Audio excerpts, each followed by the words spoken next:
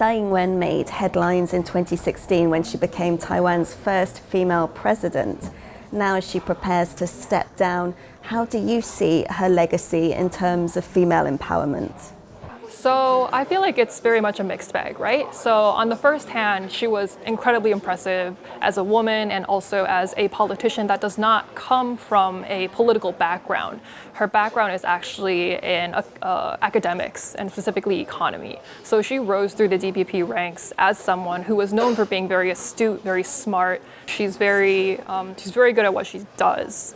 And I think in her presidency was also difficult because she does have to deal with Taiwan's challenging position in the international stage, right?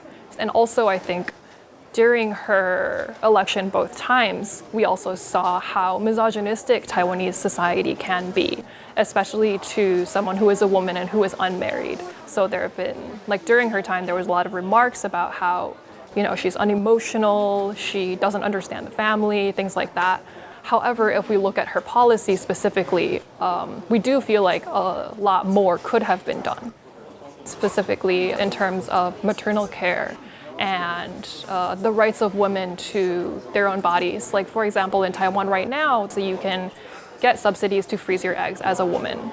However, you can't unfreeze those eggs and fertilize them without the signature of a husband. Tsai Ing-wen has been criticized by women's groups for not having more female cabinet members. Do you think she should have done or could have done more for women politically?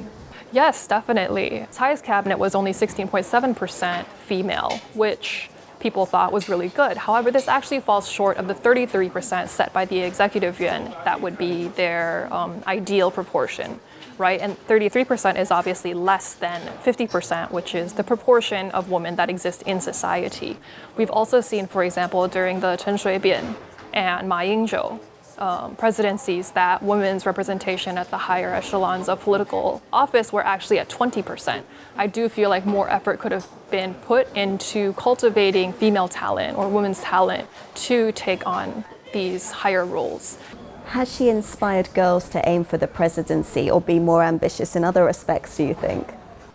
I do think a lot of women and girls look at her and they see her, being accomplished in her field, president, leadership of a country. That's obviously very empowering. That's very, it's nice to see yourself reflected in those kind of positions, right? So I think that she has done, at least on like a representative level, a very good job.